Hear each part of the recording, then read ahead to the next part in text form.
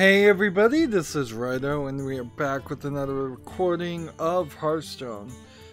Technically, it seems, at least based on me not actually keeping count, but just by the fact that I just had to edit all the previous live streams we've done of this, that this is the 100th recording. I'm not big on celebrations just because it's a round number, but assumedly, like, this is the 100th recording, not of Hearthstone, not by far, but it is the 100th recording since we started doing Hearthstone and video game news, which doing 3 or 4 streams, no, this would just be streams, so doing 3 streams a week, divide that, it's probably been 30 weeks, so past half a year since we've started doing that. That seems about right. What does that mean? Not really anything. Today is Wednesday, June 13th. For the most part, E3 is done for me. There will continue to be trickles of bits of information. For instance, Telltale is working on a Stranger Things game that come out. But either, if you're putting out information right now, you're probably putting out a game that's so early in development you're not going to see it for 3 years. Otherwise you would have gotten into some of those press conferences. I think Sony in particular would have probably loved to hear some announcements or have some things to say. So you could have dealt with Sony if your game is coming to PlayStation. You could have dealt with the PC Gaming Show because they certainly covered tons of games there. Or you could have dealt with Microsoft if it's coming out for the Microsoft.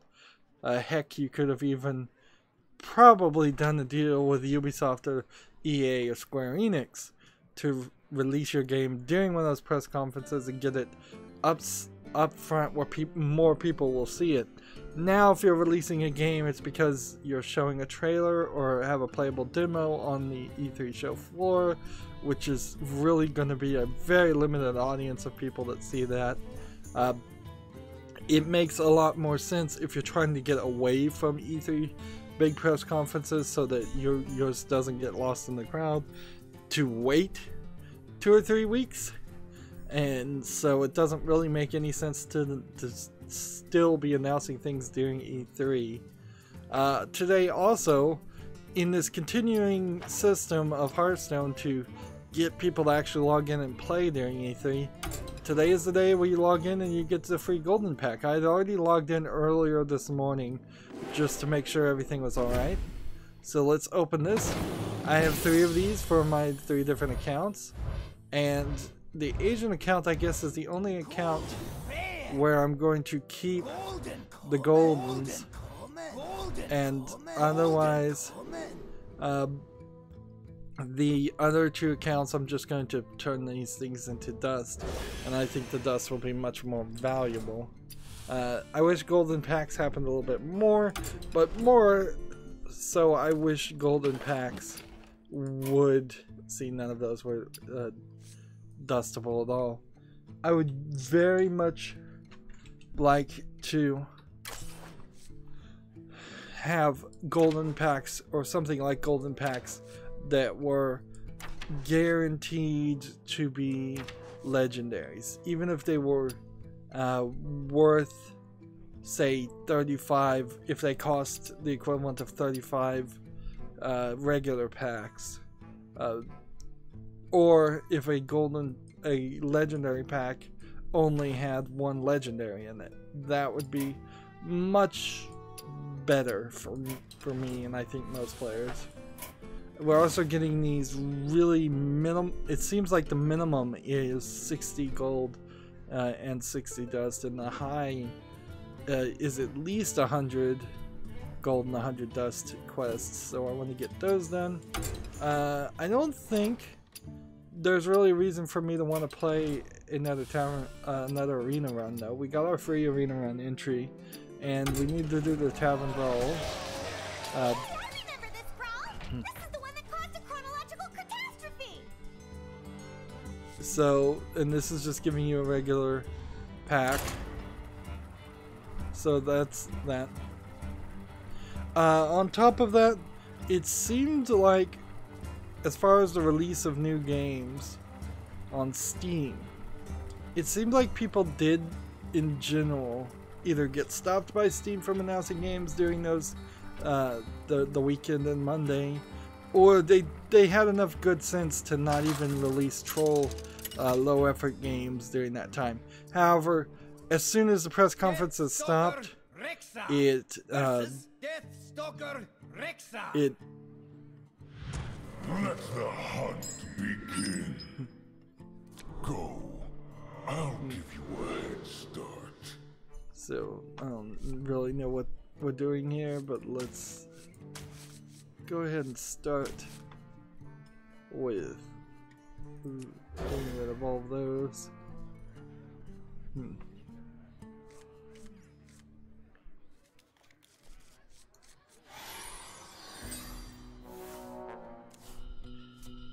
So yeah, I'm not really sure what this daily quest is. It's, oh, this is the one where you have a zero mana ability to create a custom beast.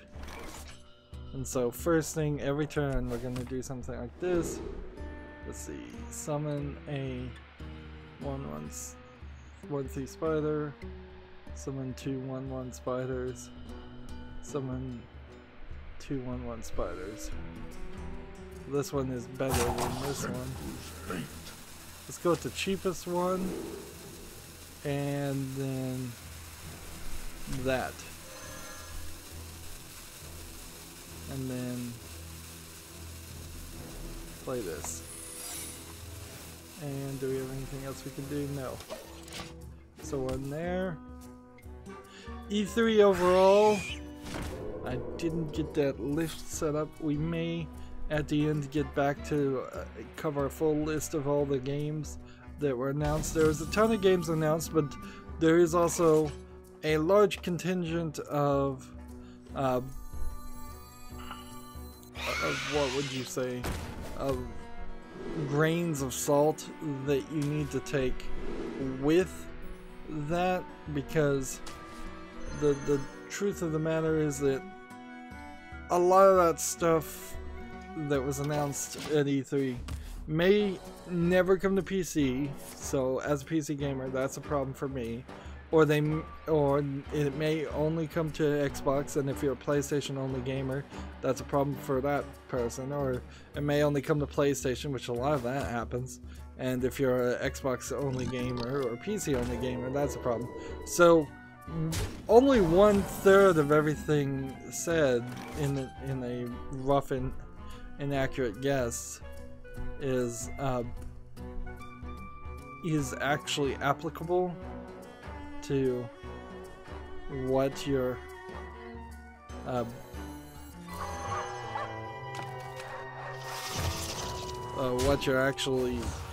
what is actually being shown. Let's see.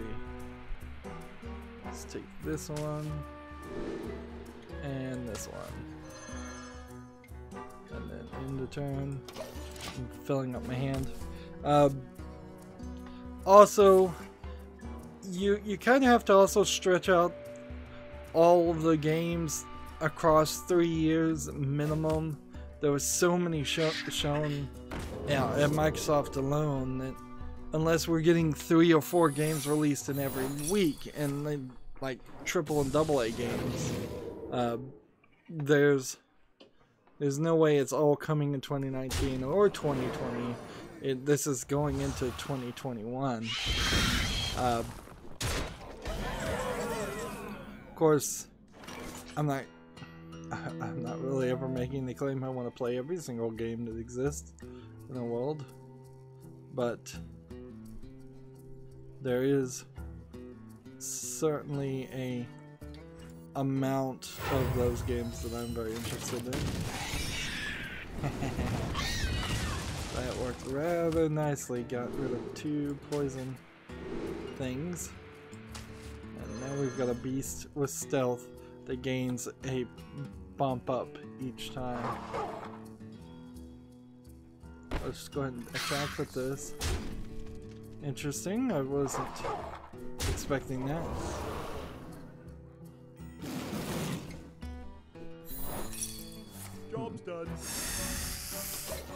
We've got a game on Steam that came out June 11th, June 12th, called Tennis World Tour. It's mostly negative, with 24% of the users rating it positively. 24% of 61 users, which is odd because this game looks good enough for a tennis game. So I'm not sure what the problem is. It says rating pending. It's 20% off for $39.99. I imagine that might be a problem. Let's see. Like, the first not recommended review says, do not buy it. Tennis World Tour is an unfinished alpha state, approximately 20% complete via Google Translation from a French interview with the result. In my case, financially, Tennis World Tour should achieve its objectives. We put 500,000 pieces of them on the market, but with many distributors who have no right of return, so we know that that will be profitable. Wow, so that's getting into some weeds, certainly.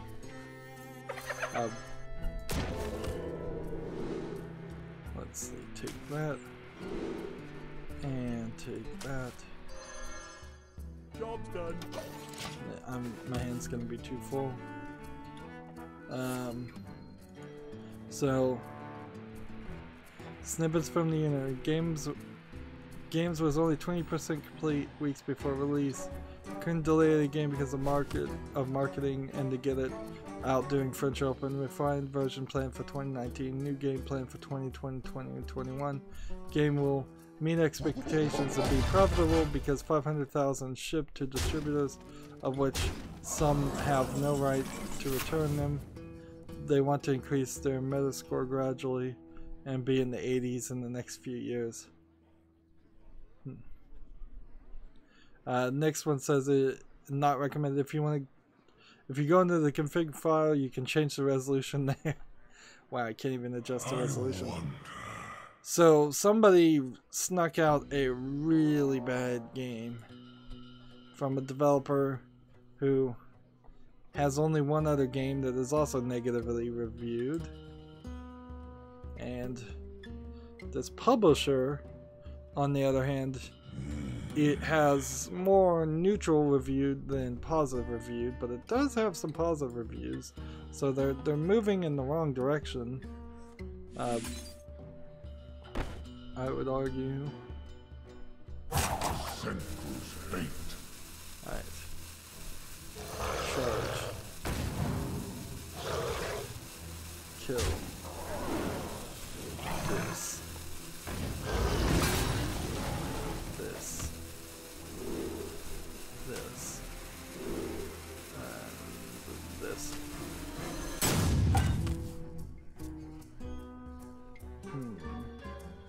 Didn't play fast enough because I was talking. Seems like the timers have been adjusted.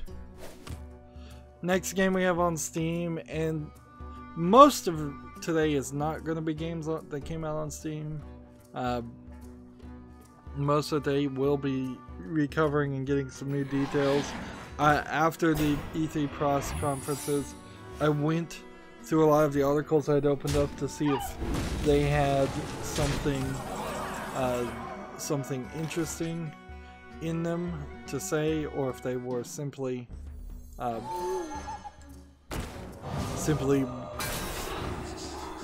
direct reposts of other things.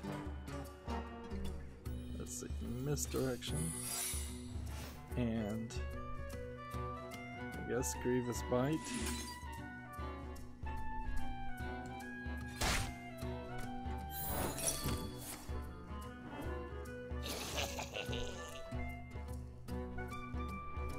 Let's see. That and that. And just gonna keep on in return. Next game we have on Steam is called Crossing Man, which seems like it is a game specifically for VR that forces you to cross over a rope or beam at the top of a giant skyscraper. The definition, it says, cross or you will die. You become a public enemy in the skyscrapers. Cross the bridge buildings and run away from killers chasing you. The languages are English and Korean, and it requires virtual reality. It's $14.99, and it has no reviews. I think by now we've seen way too many incidences of this happening, this game. Let's play this.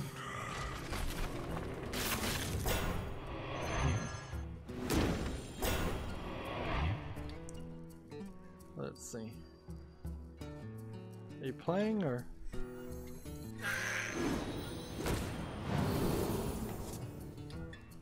Isn't this?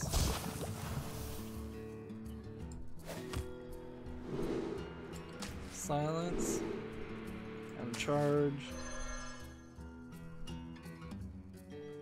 And I don't want to die, so I'm gonna just end the turn.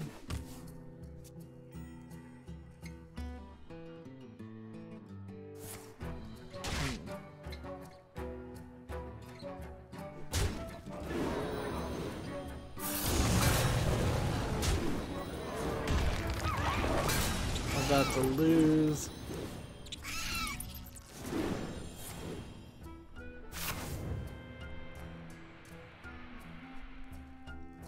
Okay. Such big teeth I have.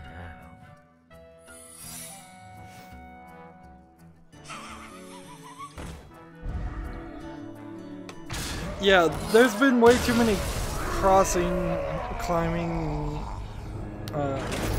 skyscrapers on the tightrope games. So, yeah, that's certainly something that didn't need to be. We didn't need another one. We're making progress here. Let's try that again. Here's a slightly interesting story, I think, because of my reaction to it as compared to, it seems like, other reactions to it. I sat through the Sony PlayStation conference, and I guess they called it straight up PlayStation, so that was at least one person did, so they've completely abandoned the idea of a Vita or anything not called PlayStation. And at the beginning we saw the trailer that was started in the tent, that the press conference started in was the exact same tent in the trailer, which meant literally nothing because nobody had seen that trailer first. So it was just kind of meta-textual that didn't make sense until you looked at it in retrospect, and even when you looked at it in retrospect, it's obvious it's a cheap gimmick, or kind of an expensive gimmick with no payoff. And so that you have this intro trailer for Last of Us Part 2, and it's Ellie, I believe that's the name of the girls, and her girlfriend, and they start dancing, and then they kiss, and I'm like, alright, whatever. The only thing I was, as somebody who didn't know anything about Last of Us Plus Part 1, I didn't know if she had shown any indication whatsoever of being a lesbian, so I didn't know, and from that ignorance, and just I was probably half asleep, I was like, whatever, you know. Yes, on the face of it, now I can see it's definitely pandering to try to, well, it's probably trying to pander to two different, very separate groups, both the pro-LGBT group, which, okay, and maybe pandering to teenage boys a little bit too. I guess the biggest weirdness there is in part 1, Ellie's like a 16-year-old girl. So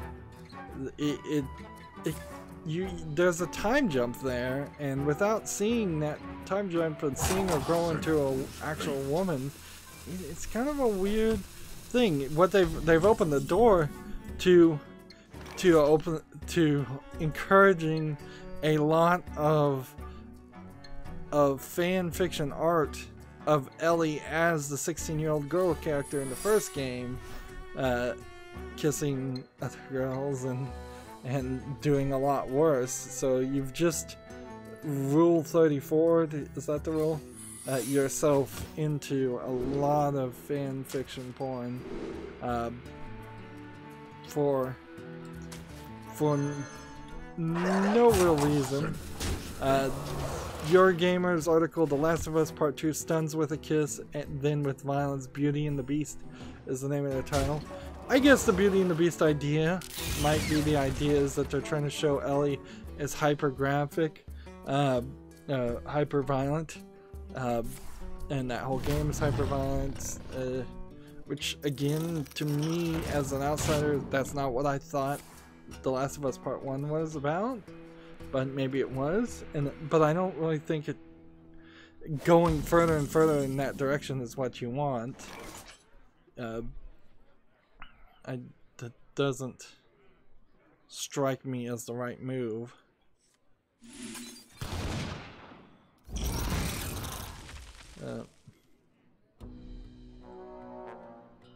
Yeah, I can change my hero power at a certain point.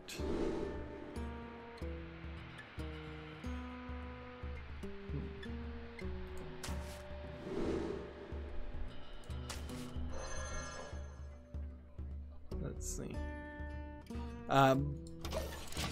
But I wasn't really thinking of it. The thing I was talking about for The Last of Us Part 2's trailer was how the bow and arrow looked a lot like Tomb Raider, and how Tomb Raider in itself, although it always has been running and shooting dinosaurs and animals, the reboot really does make it a lot more human on human violence, and there was a lot of violence perpetuated against Lara Croft in the reboot series, I would say in general. She falls down a lot, she gets hurt a lot. The reboot first game, she falls on a spike and is playing the rest of the entire game with probably massive internal bleeding, is all I could describe it as what it probably is. And so there's a lot of stuff there.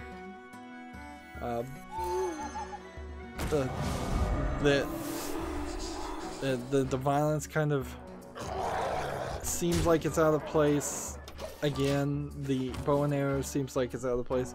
It's a little unrealistic to have bow and arrow mechanics, because then you have to overlook the fact that you would constantly need to craft more arrows. You don't have to make that a gameplay mechanic, but you do have to at some point explain how the character has so many arrows, that because arrows are easily lost.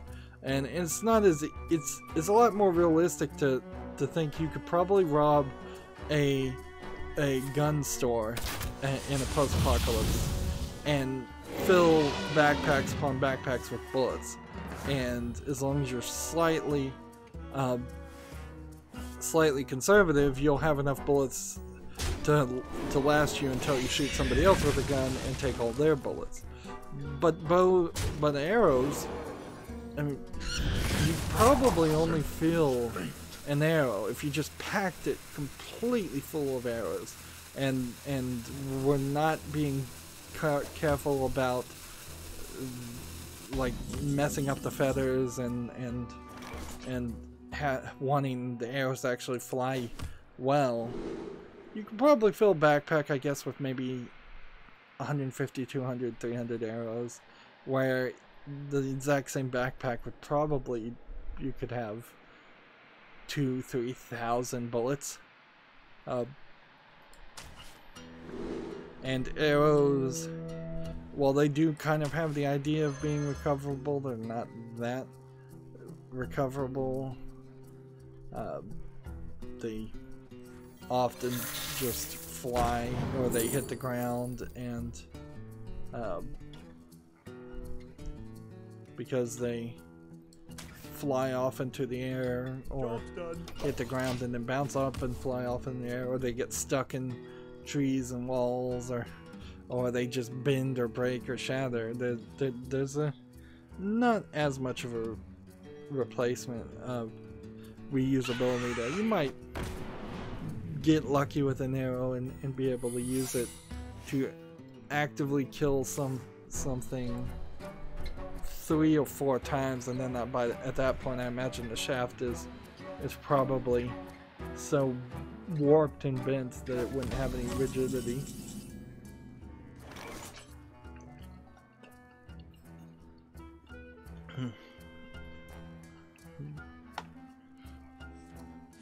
And I imagine for the most part, see, I did archery, so I know these things somewhat.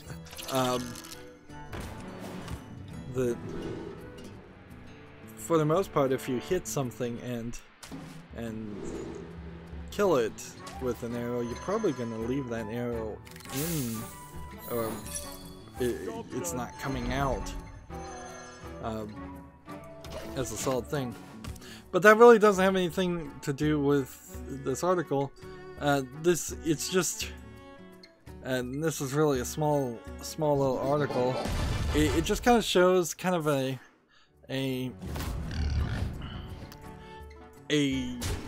editorialization of putting a spin on what that trailer was when there's such a focus on the kiss.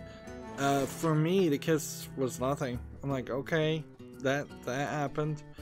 Clearly they're trying to set it up along the lines that Ellie is going to have some people she cares about, because that's important to the game. Almost certainly the girl that she sees, that we see in that trailer, is going to be killed by the end, if not at the very beginning of the game. The way it all looks to me is it's more than likely that the scene we saw with them dancing is the beginning of the game, and it says that Ellie has been with this camp in relative safety for several years to grow up from that 16-year-old girl. That would have given her time to form and start a relationship with that girl, and then I assume what happens is there's probably a betrayal of the guy, or just a random attack, and so either a betrayal of the one guy that played a role in that scene, and he sells out the camp and lets it get raided and everybody get killed, and then from that point it seems like Ellie is going to be on this revenge quest. I didn't see any of the not zombies as I'm calling them, from the first game, and I don't know exactly the storyline for The Last of Us Part 1 and how it ended that would have guaranteed all of those characters not being around.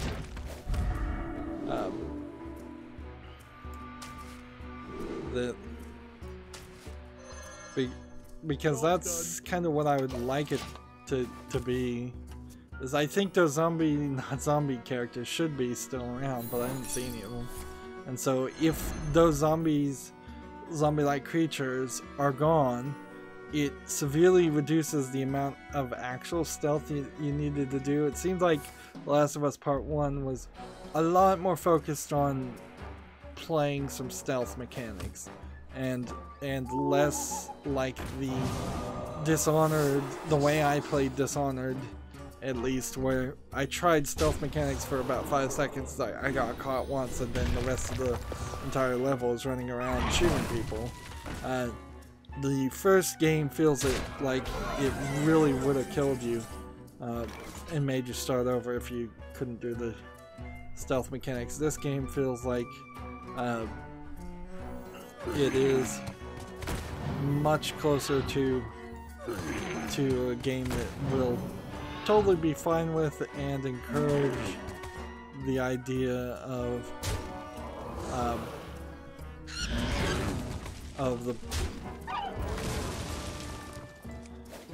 you just running and gunning.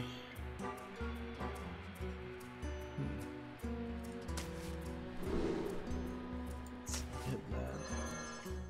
Job's done. Is there anything else to really say about Last of Us Part 2? No, we still don't really know anything. That they certainly were trying to slightly pivot from the violence of the first trailer that people reacted badly to, and while arguably the lesbian kiss is pandering, it's not. It's tokenizing, and that's pretty much whatever. I mean, that's what you're gonna get. Is if somebody doesn't if a writer doesn't have a good story to tell about a lesbian, and they just put in a lesbian as a token character, or put it as a token trait to a character that they did want to write, you're not getting much there. The demand by progressive extremists, I'm trying to stop saying SJWs, to the demand for there always to be a character of some ilk, whether it's gay or transgendered or something, of some minority ilk. If not, usually they're demanding for characters of every single minority group, to the point where there's literally nothing but minorities around, and then they stop being minorities, which okay, fine. You're just gonna get token things like that. Video games as an industry, I think at least the video game industry at least has learned from some of the mistakes of the movie industry, and I don't think they're going to make a Ghostbusters like remake where it's replacing 4 very well-known, very popular male comedians with 4 not super well-known, not super popular female comedians, and doing nothing else to improve or make a better movie over a beloved classic. Like, we're not going to see a super Peach Sisters out there, where it's where you're playing as Peach and Daisy playing Super Mario Bros. 1, but the characters are changed. They're going to be more thoughtful about that, and they may throw you a bone, throw progressive leftists a bone so they feel like they were heard, but they're not going to see it. Like, very, very, very likely Last of Us Part 2, after what I am assuming is the initial scene in that kiss, never mentions it again, and it just moves on.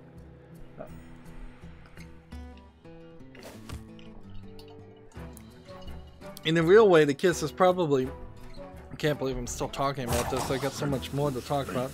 The kiss is probably just a distraction, because if you'd watched that trailer without that scene in the barn, then it would have looked like a gameplay equivalent to the previous trailer, being full of 100% violence. And I could see a desire for that to not happen. But I've talked about this too much for a thing that's not really that important. So let's move on. So I left some bad games on Steam just to say, yeah, the bad games are back. So June 12th, a game called Find and Destroy Tank Strategy came out. It's a free-to-play RPG with tanks. It looks like a PC equivalent to what you get in a mobile game. It doesn't actually look too bad, it just doesn't look great. Free-to-play is the right amount of money, but it is mixed with 40% of 13 reviews being positive. So let's see if we look at one of the negative ones. Yeah, not recommended. Sorry, it's nothing new and it's a bit boring. So that's kind of a mediocre mixed review, not a downright garbage review or garbage game. Job's done. And I certainly don't have time to read all the reviews. TechRaptor has an article, Nintendo Direct E3 2018, Overcooked, Killer Queen Black, and Hollow Knight. Since I didn't watch the Nintendo stream, I'm a little bit out of the loop. I watched, I think, the first half and got bored.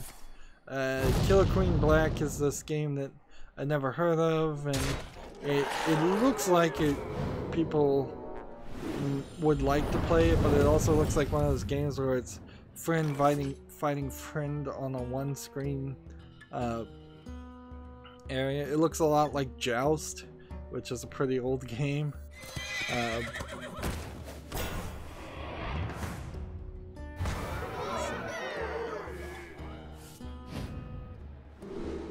Let's see. This. And then this.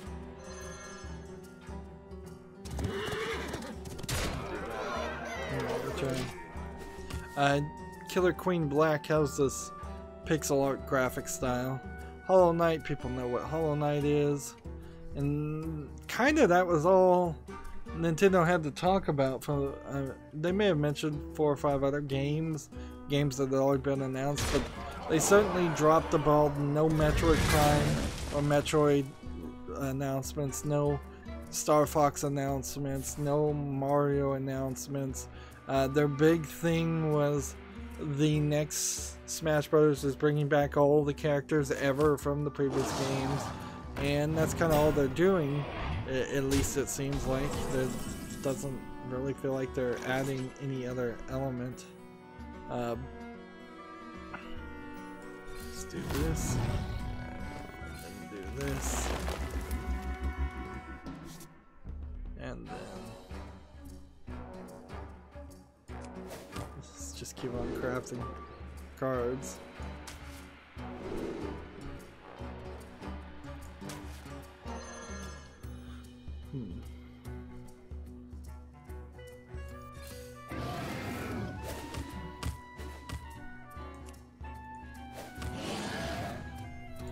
Interesting. It's still 0. Next game we have on Steam is a game called Solitude Escape of Head. It's a adventure indie game. It seems like what it is you're playing as a 3D character that is going through somebody else's mind. It says it's an adventure of young Emil, who went into the world created by a little brother to save him. Emil's youngest brother has locked himself in his mind after the accident. The graphics don't look great here, but this looks like it's at least an attempt to be more than some random assets. It could be that this is an asset flip, but I'm not ready to say that. This is one of those games that would, it's 10% off for $8.99. It's a game that that probably needs somebody else to tell me if it's good before I'm willing to believe it. Jeez, I did that wrong, didn't I? I could have had more. But if it maintains some positive reviews, right now it only has one positive review. This might be a small indie game I'm more willing to play. I like the idea. It's the first game from this developer. However, this concept is not super unique either. There's probably been dozens of games where you enter somebody's mind, virtual reality, into your own mind. The thing that sells this more as something more than an asset flipping is instead actually a attempt at a surreal experience is the fact that the character that you're playing as does seem like they have more movement and actions in animations than you normally would have. Usually asset flip games have you just in a shooting position with the gun always in lock. You're not from a third person perspective. Certainly this game, if it was given more money, could have put more textures and things, but I think there's an actual attempt to make a game here that at least needs to be rewarded to the point of letting me know, having me look at it further. Let's see. Your Gamer has an article, the big BioWare interview, the response to Anthem and the future of Mass Effect. There's several things here that maybe I'll get around to reading this article, but this is an actual interview and typed up as an interview. A lot of things were said, like Mass Effect isn't dead by any means, and that they're going to hold off on Dragon Age, I think, for a little bit, and they're focused on other things right now.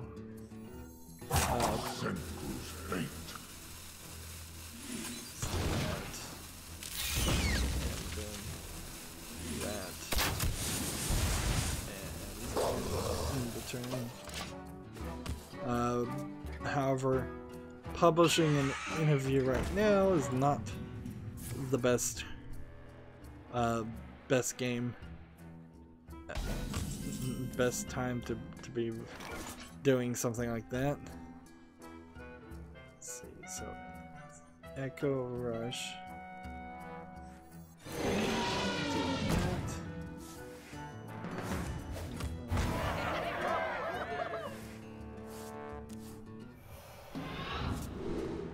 Let's see. Play that. And take that.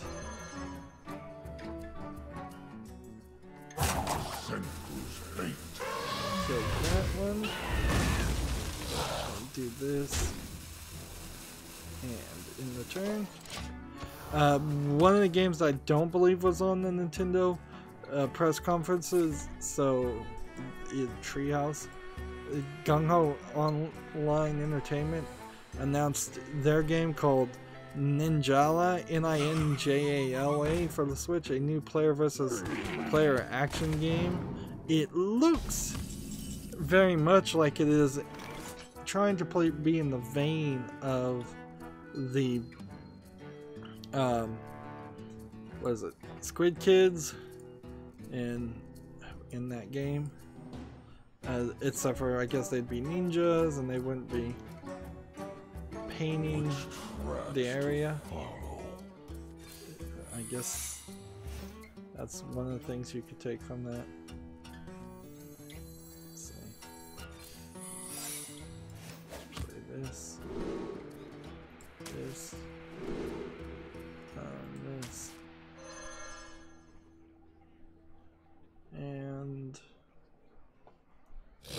attacking here. Let me turn. No trailer then is on this page, however, so I'm just seeing like one screenshot.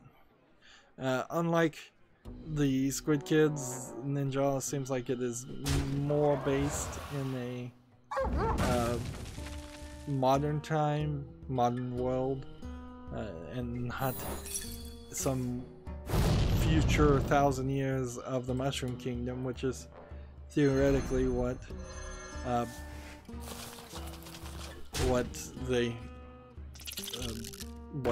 that game is. I cannot remember. Splatoon's the name of the game I'm talking about. Man, they should have just called it Squid Kids. It would have been just stuck in my head better. In a similar vein, Hypersports R was announced for the Switch, which is, I guess, a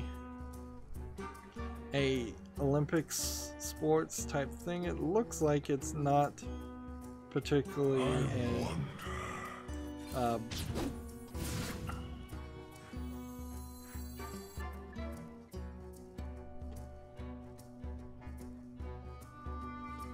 let's see.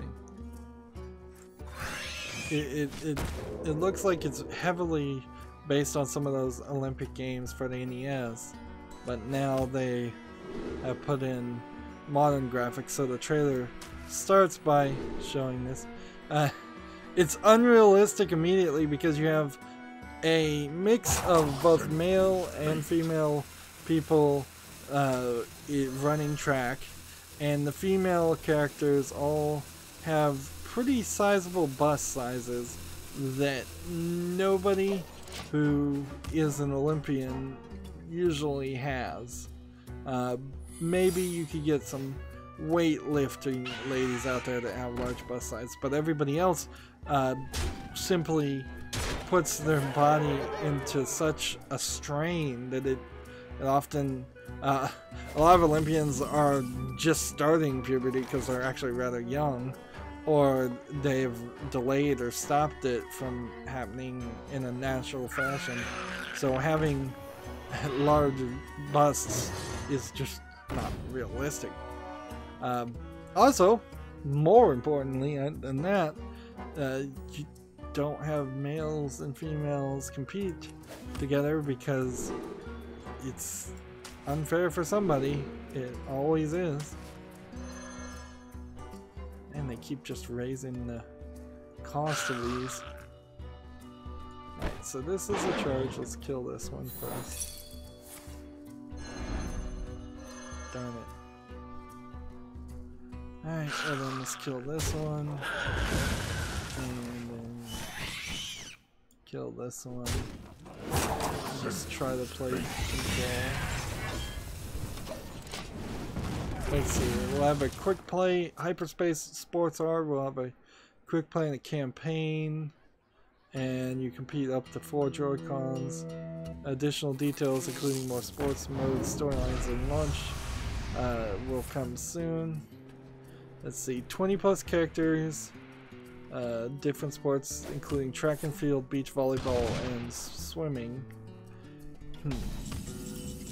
So this makes a lot of sense for a Japanese company, as Japan is building up the hype for the next Olympics. I think they have the Summer Olympics. It makes sense that they would try to they'd release several versions of these sports games. Okay, so if I can put this guy on the field and not have him die, that would be amazing. Charge and charge.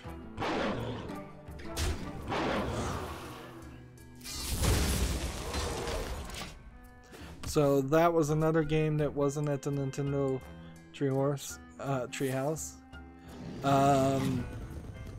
Gematsu has an article. Catherine Full Body launches in 2019 in the Americas and Europe. There's always a slight fear that something like Catherine Full Body wouldn't have come out at all for the West. It's probably not likely for Catherine, since the original Catherine game did manage to catch the attention of a lot of Western players. Echo Rush. The rumor or the question here is that the third Catherine is being teased as if this third Catherine might be a trap, as in a very convincingly done cross-dresser, which okay, that puts the mental anguish puzzles that the nightmares that the main character was having in a different perspective. Of course, that kind of is also a rumor too, so it may be the case, may not. So we have to wait till the game comes out or it gets confirmed. Let's see. Matsu has an article. My Hero's One Justice launches in October for America and Europe. So My Hero, is that the same as Boku no Hero? I Am the Hero? Or is that the same anime series that's based off, or a different one? Seems like there might have been 2 or 3 of them that have happened recently. This is not gonna work. Taunt poisonous that kills 1, and then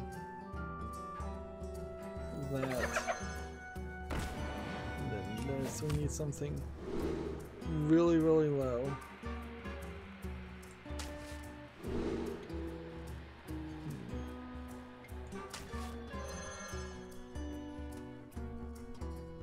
Let's see.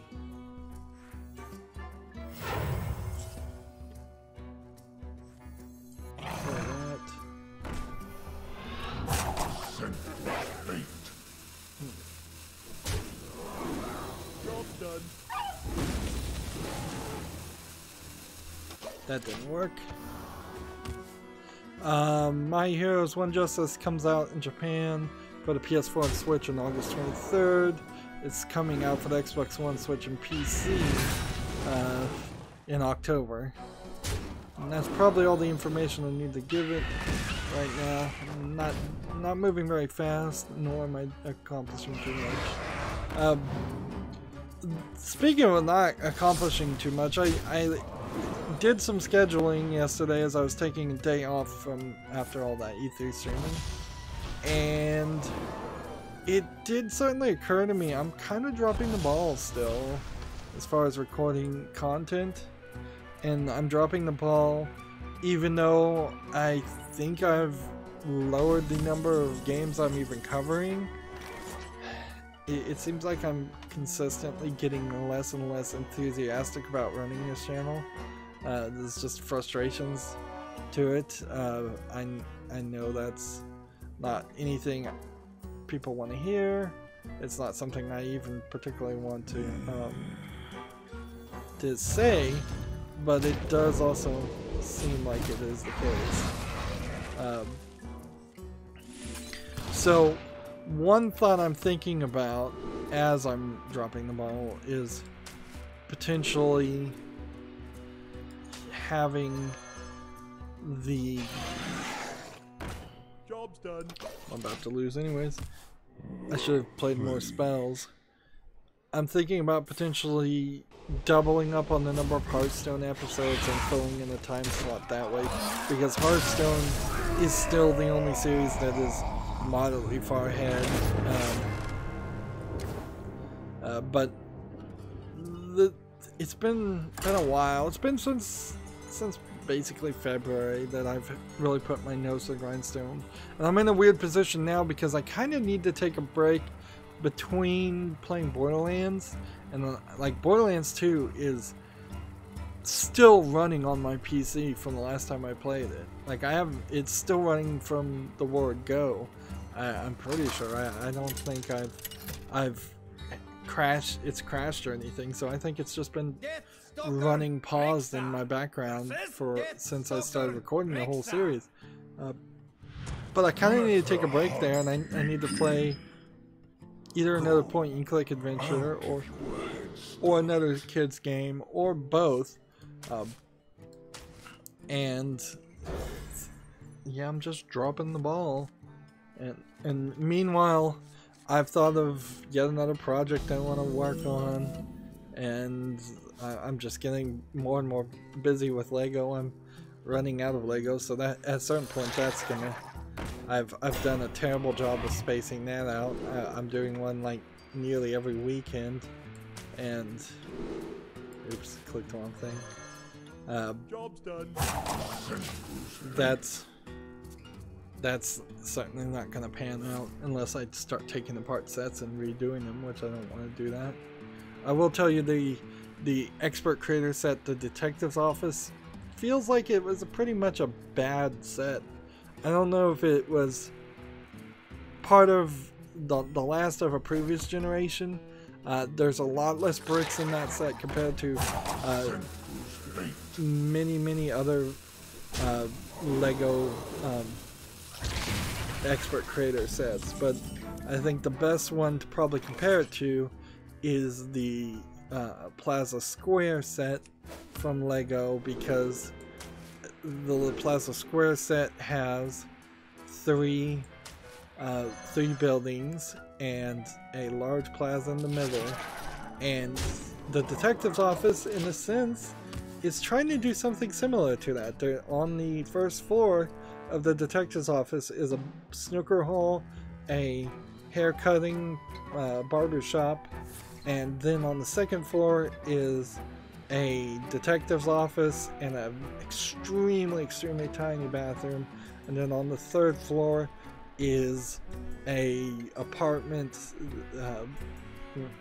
slash criminal hangout place. And the story in the Detective's Office is a little bit more detailed than most of the sets, because the bad guys are cooking cookies, and smuggling cookies around as if cookies are legal in the Lego universe, which maybe they are.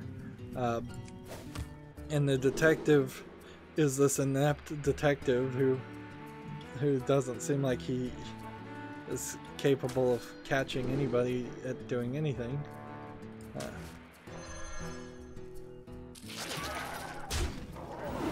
Job's done. So, but the number of bricks is very low compared to the Trinity Plaza. The size of every building is incredibly small.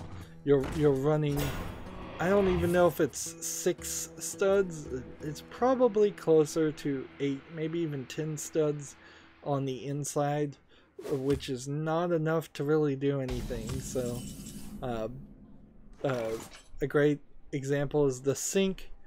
A normal sink, if you're designing it in a Creator Expert set, is going to be at least 2 by 2 studs. The sink in the Detective's Office is 2 by 1, effectively cutting it in half in space. And I think that is an equivalent, a good equivalency for a lot of the other scale. The snooker place could be a lot bigger. The barbershop could be a lot bigger. The detective's office could be a lot bigger. The apartment could be a lot bigger. There's actually a ton of room on the baseboard that they give you, and they give you a weird brown baseboard, which I'd never seen before. Let's see, I'm not gonna attack you. They give you a weird brown baseboard, and the back half for at least 4, if not 6 studs is nothing. So you have this brown dirt instead of like a green base plate that would look like grass that's just empty. Whereas most buildings would have built all the way to the back of the base plate, giving you another 6 studs deep to build things. Now Plaza Square, I believe, is a giant base plate, 48 by 48 studs, where this is probably closer to a 36 or even 24 by 24 stud base plate. So it is a rather big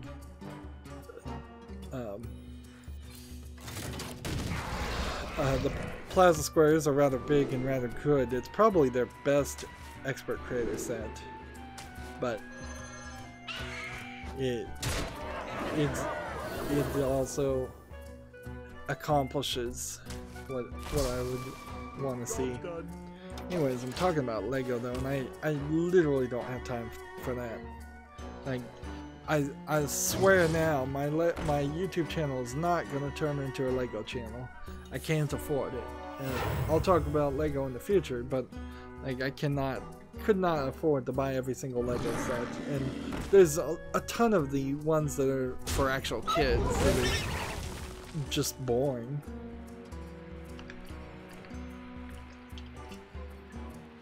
But most definitely it is my new obsession. And certainly there was some weirdness of how I got out. I kind of stopped playing video games after playing a lot of video games as a kid. And I kind of stopped when I got busy with one of my previous jobs. And at that point I stopped. I kind of felt like I may never play as many games as before, and so I was out of the video game playing business for a long time, and now I came back and eventually just started streaming. I kind of started streaming rather early after I came back to playing games. Maybe there was a year in between. Moving on though, Gematsu has an article. Compile Hearts has announced a game called Valnir of the Dragon Star for PS4. This was announced, I believe, directly through their own website. So, like, not even a...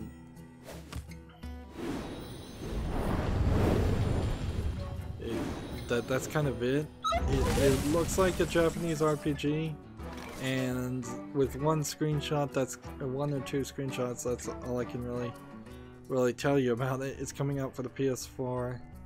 Why they wanted to announce that as a Japanese company during E3? I'm not sure. I rather am uncertain as to why you'd do that.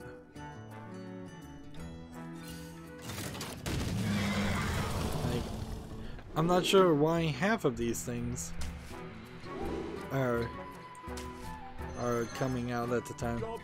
Gematsu has an article, Nelk and the Legendary Alchemist, Altair of a New Land, has been announced for the PS4, Switch, and PS Vita. This seems like a series that's growing pretty quickly, the Altair series. Atelier, A-T-E-L-I-E-R, not Altair, as in the Assassin for the first Assassin's Creed game. It's due out in 2018 in Japan. Again, why are they announcing these things right now? Like, does this really distract a Japanese audience away from E3? I know E3 isn't the biggest of things for the East, but I don't think it's such an unimportant thing that that one could completely and totally ignore it. kill this. And gotta kill this. Gamasutra has an article. Killing Floor developer Tripwire launches a new publishing division. It seems seems a little weird for them to try and create a publishing division. Seems like a lot of companies want to do that and profit off other people's work. Basically, it makes sense, and that's the capitalist way, is to profit off other people's efforts. But with Steam Direct and the fact that the Killing Floor developers really only have the Killing Floor behind their belt, as far as I know, I don't know why you would trust Tripwire to be able to really offer anything and not simply just take things, because that's kind of what I'm getting the feeling, is that you would just be taking they would just be taking a cut for very little. Taunt this. And let's go ahead and just, if I just had the guy, that would have been really great. Yeah, but I don't. So take this.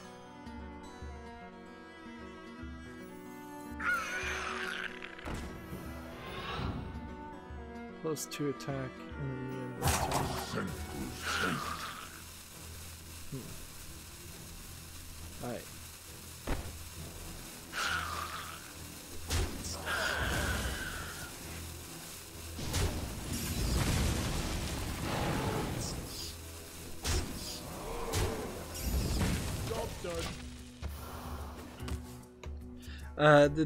They've already signed, Tripwire's already signed two games. One is an open world action RPG called Maneater. That's the game where you play as a shark. And the other is a racing combat title called Road Redemption, which I don't think I saw anything about Road Redemption. Alright. Here's a great game to probably wrap up this recording with. The game that was the big deal. The big deal. Still need to play like 5 spells. With streamers, at least for the streamers that love to get views by playing sexual games, the game Lust for Darkness is on Steam. It is mostly positive, 77% of 100 user reviews. It's tagged with sexual content, nudity, adventure, horror, and violence. This was a game that people played a demo of, and there was, I think, hermaphroditic statues. There were sex toys in the sides of just in rooms. It's an eyes wide shut orgy environment that it starts with. I don't know how long the game really is, honestly, but unlike Agony, it seems like there's something here. So much, at least enough, that people aren't immediately hating it. And you could certainly do an A/B comparison to see how Agony has done a very poor job of making a game and sold itself only on the sex, where this game may have actually done a good job at making a game, or at least a mediocre job, and is selling itself on gameplay and sex in equal parts.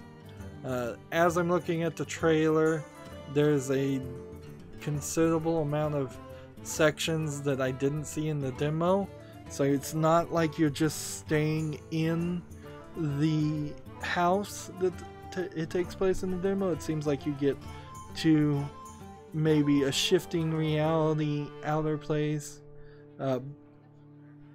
There is also some stuff that is weird about Agony's release, in the fact that Agony at this point might be actually perpetuating some fraud. It very possibly could be the case that Agony's developers are intentionally, with their censorship issue of being slightly censored, was trying to create a controversy so that people would not buy the game that they are selling, that they kickstarted, and that they're publishing through a publisher, because they are now saying that they're going to release Agony Uncut through self-publishing and on Steam Direct. So they're not acting, I think, in good faith with their publisher. And I imagine behind the scenes their publisher is very, very mad at them. Although maybe the publisher is kind of the problem. That the developers certainly are trying to make it look that way. But this is just not how you do business in the video game world. You don't trash your publisher and say your publisher is the one that is forcing you to censor, but don't worry, we're going to self-publish this game and keep all the money for ourselves.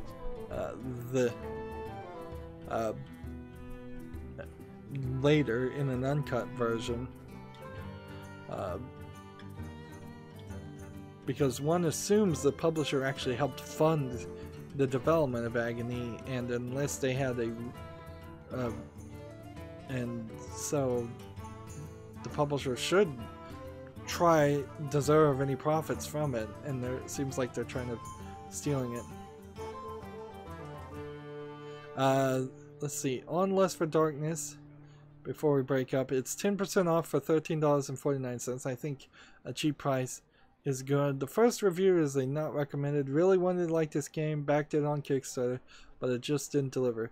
Finished it in a bit more than 2 hours. Art direction is uninspiring, graphics are generic, human models have a feeling of ready assets from some engine. Story is just not interesting. Go read Lovecraft and Howard for your fix of unspeakable horrors. Play some hint of visual novels if you're feeling horny, by the way. Says no Uta is a must. Saya no Uta is a must if you feel hungry for unspeakable Lovecraftian horrors and horny at the same time. Is that a game? Saya no Saya the... I don't know what Uta would be in Japanese, but that sounds like a... Let's see, let's just Google search it. Yeah, it's a visual novel. It's a visual novel I guess I've actually even clicked on.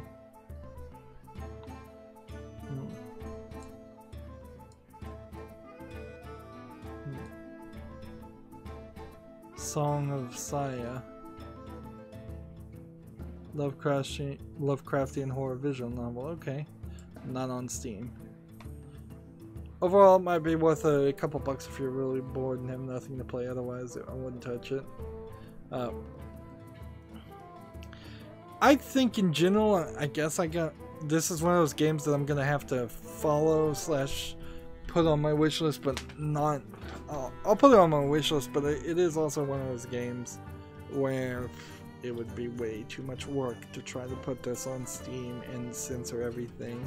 The people that did go through the demo were doing a lot of editing, and I wouldn't be surprised if you see the likes of PewDiePie play this game and go through the effort of censoring it, or even Drybomb might play it and go through the likes of censoring it. But since it seems like this game is probably 50% Lovecraftian horror and 50% nudity and sex, you're talking probably 50% of the content is going to be censored, and that's going to be hard to show. If only there was a service out there besides YouTube or Twitch that it was reasonable to just play this and age gate it. That's more argument, I think, that maybe YouPorn should just start a gaming section, and people should go to that. This probably would be the exact type of game you'd want to stream to YouPorn. But overall, even despite that negative review, I think people know it's going to be short. I think 77% of 100 user reviews tells me that it is way better than Agony, and it fills the niche. That's going to be it for this recording. Well, end on that. As always, I ask you to like, share, subscribe, comment, and watch every second of my videos. If you want a friend to follow me on any social media sites, there's a whole bunch of links down below in the description. And if you want to support me even further, the Steam Summer Sale is just a few days away. Also, right now, the several games are on. There's a daily sale for the developer of the game World of Goo, which that game and another game I don't have on this Steam account. And so if somebody wants to gift those games to me while they're on sale today, that would be great. Also remember, log in today to get your free golden pack on Hearthstone. Otherwise, Steam Summer Sale, so if you want to gift me games during then, I believe there's a Humble Indie Bundle also that's going on right now with Bomber Crew on there. I know one of my fans wanted me to play Bomber Crew, so I'm gonna think about purchasing that, but frankly I'm just so over budget. So if somebody wanted to buy that Humble Indie Bundle and give me through Twitter via direct messages those Steam keys, that would be great. Any of those games I probably don't have, or you know, just gift me a gift card on Steam, that helps too. Thank you for watching. Have a good evening.